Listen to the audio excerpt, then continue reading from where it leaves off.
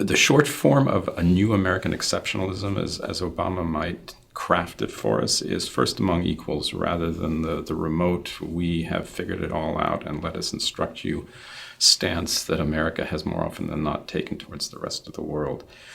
Obama's interest from the get-go, so I'm again talking, we go back before to the first campaign for the presidency, his emphasis on dialogue, his idea that we could talk with people around the world, even those who were giving us a hard time.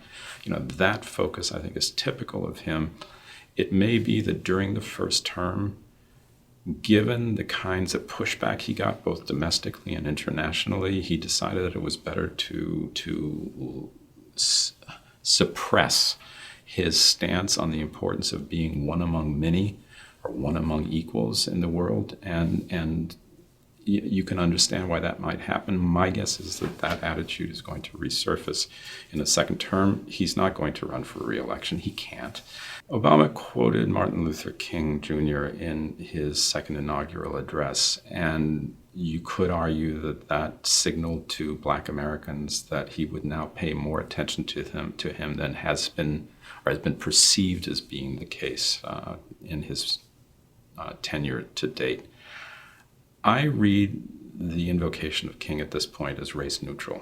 That is, and you read something like Letter from Birmingham Jail. King is very deliberate in stressing that the values to which he adheres are the values of all Americans. That if you think of yourself as an American, the values that drive what he does in Birmingham and elsewhere is an American way of thinking, an American way of acting. When I think about Obama's exceptionalism, I do, and this is a literary reference, but there's the E.M. Forster novel Room with a View, and I think that Obama, when he thinks about this country and thinks about the exceptionalism that has played so central a role in Americans' notions of themselves, he at the same time recognizes that we operate in this much larger collective. The truth is that the second inaugural address comes back to the notion of collective action, comes back to the notion of community again and again and again. And of course, his invocation of Martin Luther King Jr. is a part of that.